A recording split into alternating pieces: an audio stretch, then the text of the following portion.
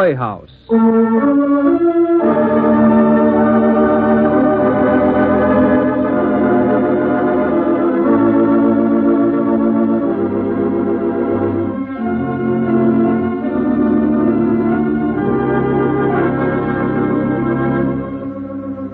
Suppose you were a man.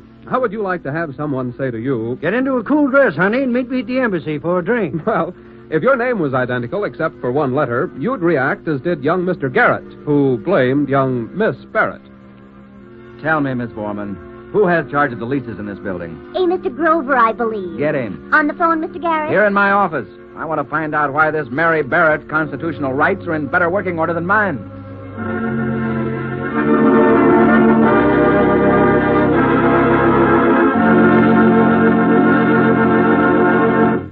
Well, a thing like this could only happen in wartime Washington, we're told. But judge for yourself. As Authors Playhouse presents Robert Carson's hilarious story of two names that shook the nation's capital. A call for Mr. Garrett.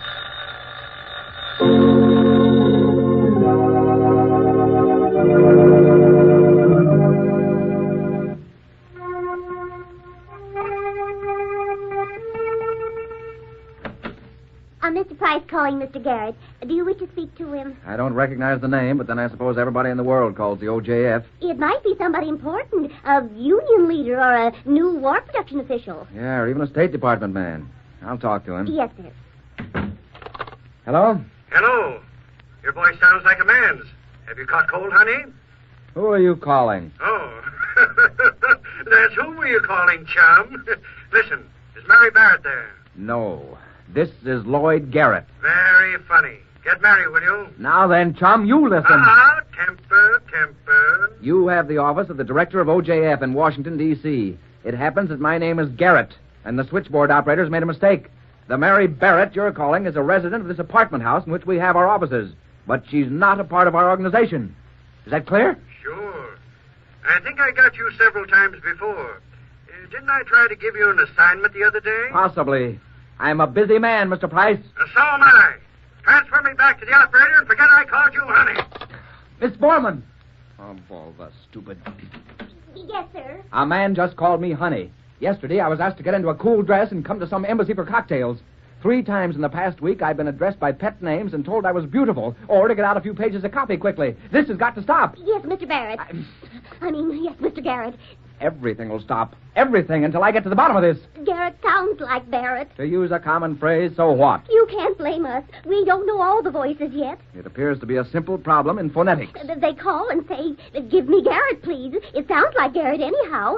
I think it must be pretty important if they call you by your last name, Mr. Barrett. You're going to find it's important to call me Mr. Garrett. I mean, Mr. Garrett, it's a terrible strain on us girls out here. I don't think I can stand up under it much longer. Who can? Hereafter, you make every caller spell my name. G is in gourmand. B is in bituminous. Like V for victory? Miss Borman, please.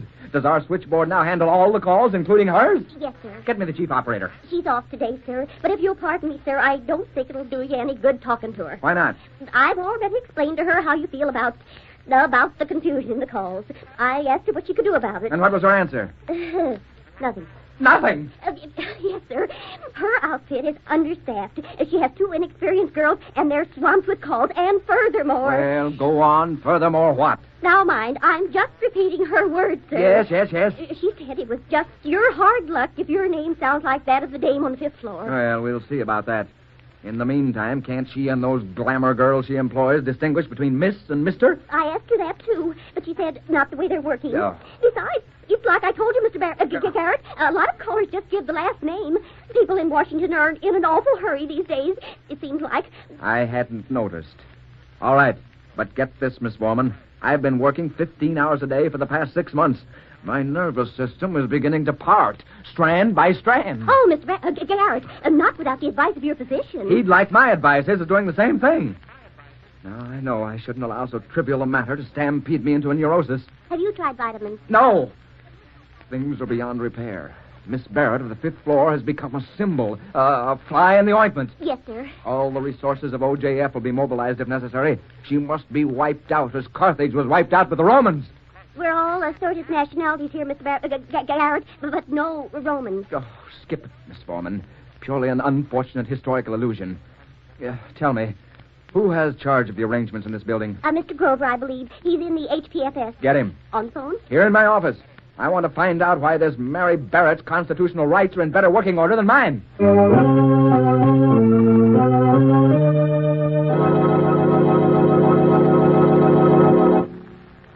You're familiar with the details of our setup, Grover? Yeah. What's biting you? Why haven't we control of the whole building? We will have pretty soon. How soon? Well, what's the beef? Considering that when they finish our offices in the Pentagon, we'll check in there. That's in the future. Our needs are immediate and urgent. There's only one tenant left. Yes, the straw that broke the camel's back. What's that? Nothing. Go ahead. Well, as the leases and the tenants expires, they weren't renewed. Those that didn't have leases had to move right away. Now, the Miss Garrett... Barrett. That's right. Miss Barrett has around 5 months to go on her lease, and the whole joint is ours. Have you tried to persuade her to leave before the expiration of her lease? There's no necessity. 1 suite out of a whole building doesn't make any difference. It makes a difference to me. That's too bad, because she's got it down in black and white. Oh, well, why can't we refuse to furnish her with further phone service? She's got that down in black and white, too. I demand that she be ejected. You better see the Supreme Court if you feel that way about it. There might be other stops in between, but that's where it'll go eventually. Remember, this is a free country.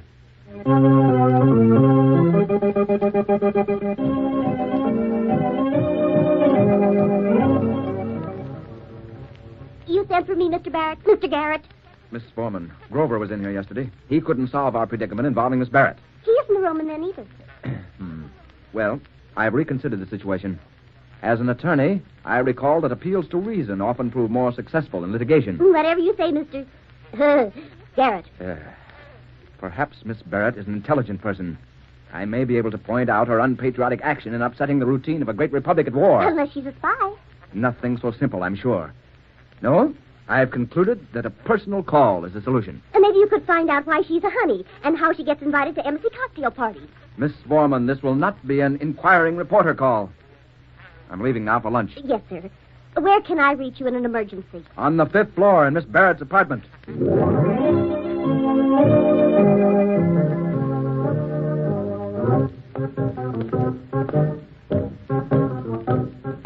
Lease or no lease, nobody'd want to go on living in this madhouse. Here's the apartment. What's the sign on the door? Mary Barrett, not of the OJF. Visitors will please remove shoes prior to entering, as this is headquarters for all Japanese spies. Hello. Sure hot, ain't it? Come on in. She's in the living room. Thank you. You look like you're going to drop. A slug of cold lemonade. No, I'm not going to drop. I'll be able to make it into the living room. Yes? Are you Miss Barrett? Yes. Oh, have a seat. I'll be with you in a minute. Yes. Thank you. Hello. Oh, yes, I know. Well, I'll write the lead and pick up the rest from the wire service. Uh-huh. Yes, I'm going to put the blowtorch to Senator Craighill this afternoon. Sure, okay. So long. Now, what can I do for you? I'm Garrett of OJF. Well, the mountain comes to Muhammad. What do you know? Got something exciting for me? I fear not. Oh, just a neighborly call, Now that you mention it, yes. Let me check my mental file on you. Lloyd Garrett, brilliant young legal light, expert on economics, former district attorney, turned back on rich rewards in private practice and entered government work, feeling could be of more public service. You're really making it sound much too colorful. Present head of OJF, bright future in Washington predicted, but I can't remember where you were born or how long ago. 32 years ago in the town of Apple Blossom, state of Washington. Correct. I was born in East Fostoria, Oregon. Seems that the paths of glory lead but to Washington, D.C. Want some lemonade? No, thanks. I don't think lemonade would help. You aren't suffering from sunstroke, are you? Well, it's practically the same thing. Dazzled vision. I didn't expect to see anyone like you up here. Oh, disappointment, Oh, on the contrary, I mean... Perhaps you and OJF don't consider blondes essential. You don't approve of them. Oh, just the opposite. You probably disapprove of us. I guess our taking over this building has ruined your home for you. Oh, not at all. I love it. Oh, don't be polite. I'm not. Noise and confusion are nectar to me.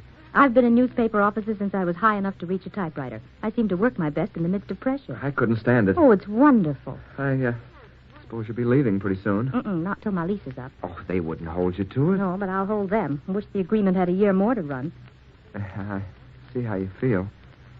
You seem to be intrigued with this dress I'm wearing. Oh, it isn't exactly the dress. Well, don't let it deceive you. I'm a rotten typist, and under no circumstances would I dream of impeding the war effort by taking a job with the OJF. Now then. Yes. Well, look, this has been charming, Mr. Garrett, but you see, I covered Mrs. Roosevelt's press conference this morning, and I have a story to get out. My deadline is breathing on my neck. Oh, yes, certainly. Yeah, this is really horrible. I feel sorry for you. Oh, forget it. You were sweet to come down and apologize. But truly, I'm quite happy and content. Besides, it isn't your fault. Well, I'm glad you feel the way you do. Goodbye, Miss Barrett. So long. Come again. Oh, by the way, I'm getting a lot of your calls. You know, the operators seem to mix up our names. Maybe you can do something about it, Yes, I'll do my best. It might help the cause if you put your hat on frontwards. Huh? Oh, yes, of course. Thank you. Goodbye. Bye. What came over me? Letting that girl make a complete fool of me?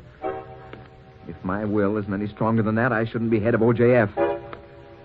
On the other hand, though, imagine spending my declining years gazing into those cornflower blue eyes. Oh, if only her name were Smith, I could begin the decline and fall of Lloyd Garrett with pleasure.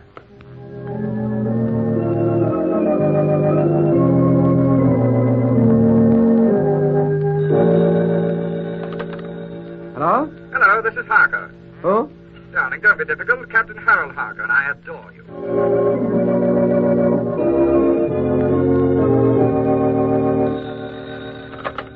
Hello? And this is Price again, honey. For heaven's sake, get on your roller skates and check on which cabinet member is rumored to be resigning.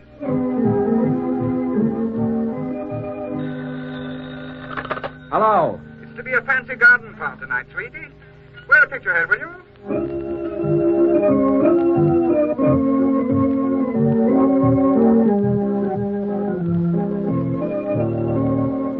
When my secretary reported Miss Barrett worked for a newspaper syndicate, and you, Mr. Price, were her chief, I decided I'd better unfold my woes to you on company lunchtime. But what am I supposed to do about it, Garrett? I'm her chief only in business. Well, use your influence. Appeal to her sense of fair play. Tell her that hanging on to that apartment is un-American. Oh, why can't you do all that? She's only up a few floors. Well, I tried, but it's impossible to argue in my position. I see. Are you married, Garrett? No. I see. Will you stop saying I see? Apparently you don't in the least.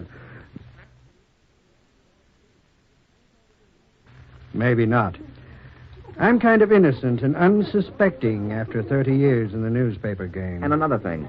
I've come to you in order to avoid needless complications and trouble with Miss Barrett. But if I don't get immediate results, I can go higher. You might mention that in your talk with Miss Barrett.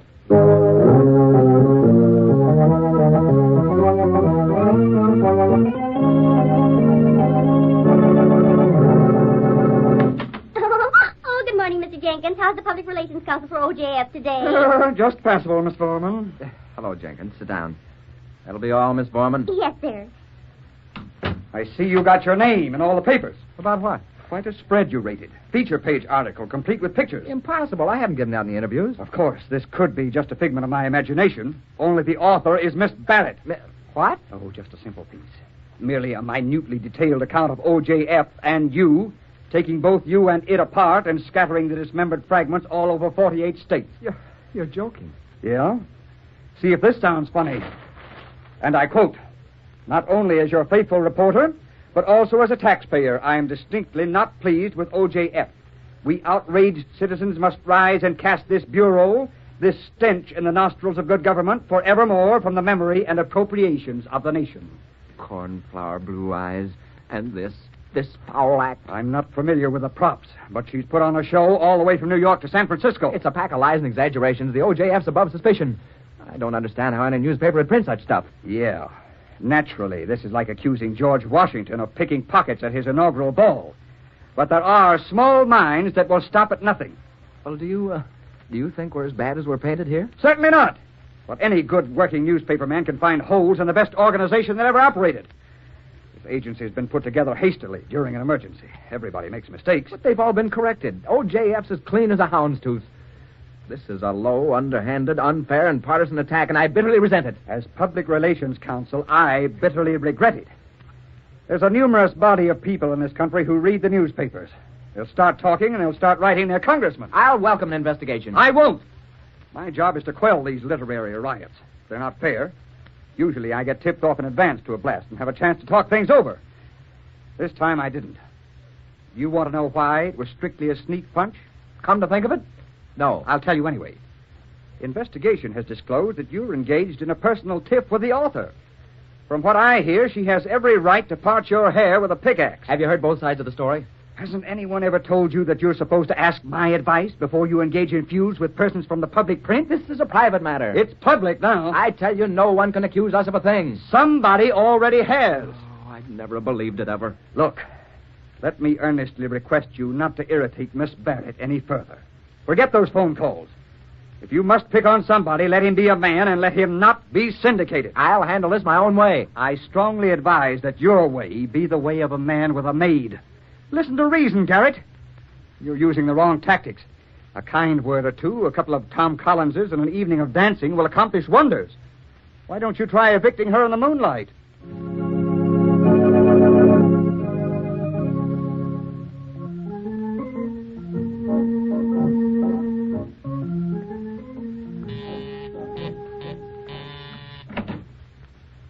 Well, hello, you all. Good evening.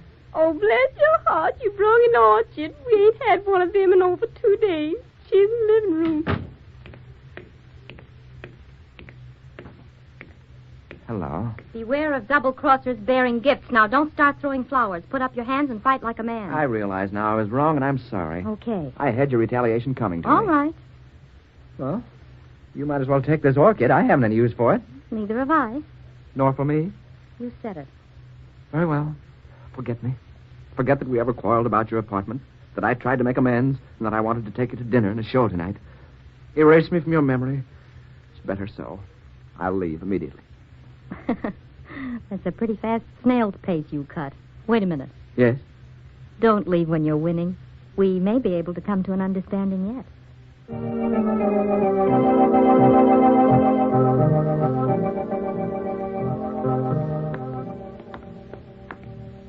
You're sweet. You know, I haven't enjoyed an evening so much since I stumbled on that murder in Chicago and got a clean 2-hour beat on the opposition paper. Oh, thanks. I'd rather have you say that than have the president call me in for a conference.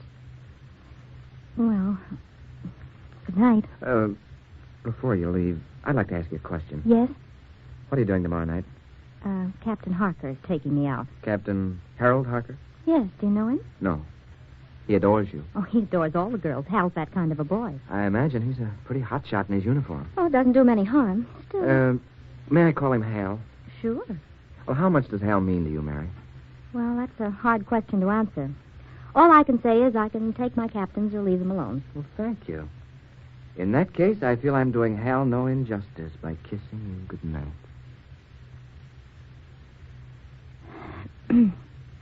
If you've organized the OJF as well as you have your good nights, I retract every word of that article. I love you, Mary. Oh, that's swell, because I have a strangely mutual feeling.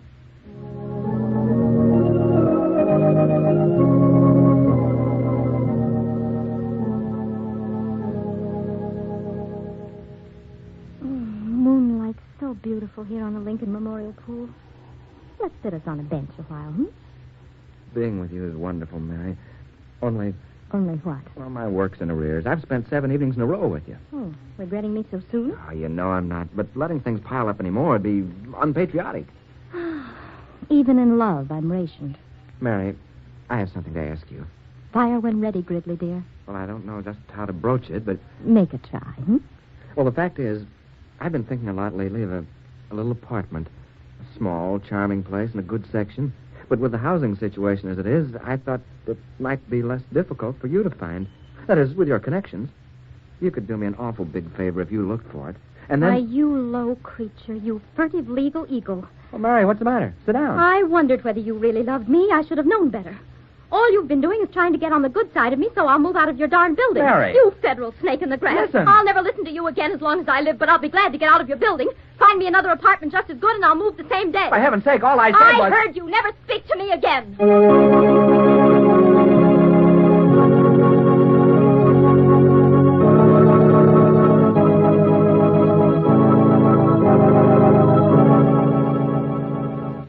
I I suppose you heard the news. What news? OJF is moving into the Pentagon. Another agency's taking over these quarters. Fine. You're probably the only happy guy in Washington, but I don't think you've got any call to be. And why not? Such delightful irony.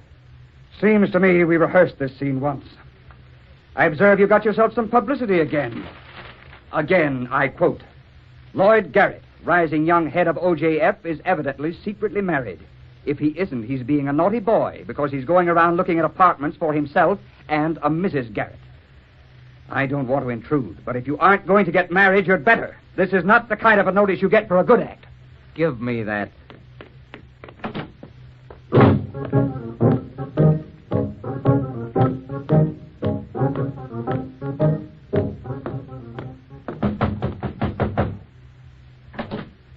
It's about time you got here. She's in the living room.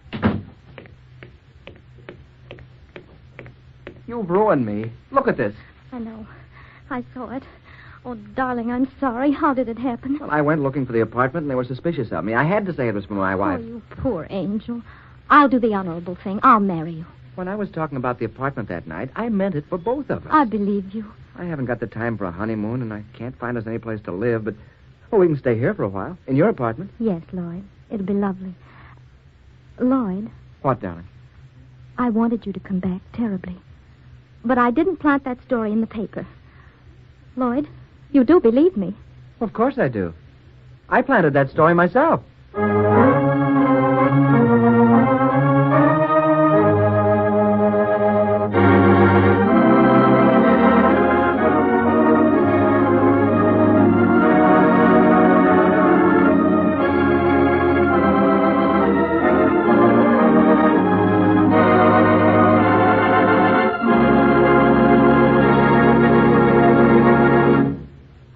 You have heard Robert Carson's story, A Call for Mr. Garrett, adapted for Authors Playhouse by Mary C. Quinn and directed by Mr. Harry Bubeck.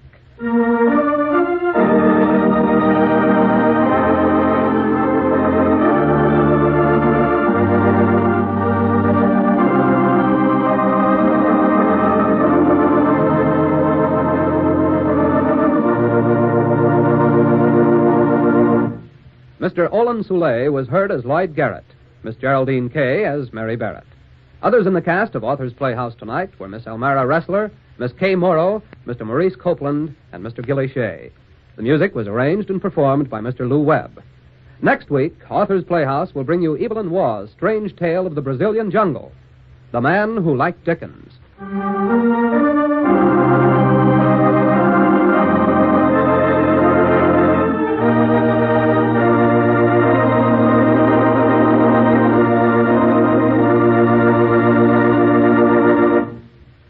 Beginning next Monday, Authors Playhouse will be heard 1/2 hour earlier over most of these stations, 11:30 p.m. Eastern Wartime or 10:30 Central Wartime. This is the National Broadcasting Company.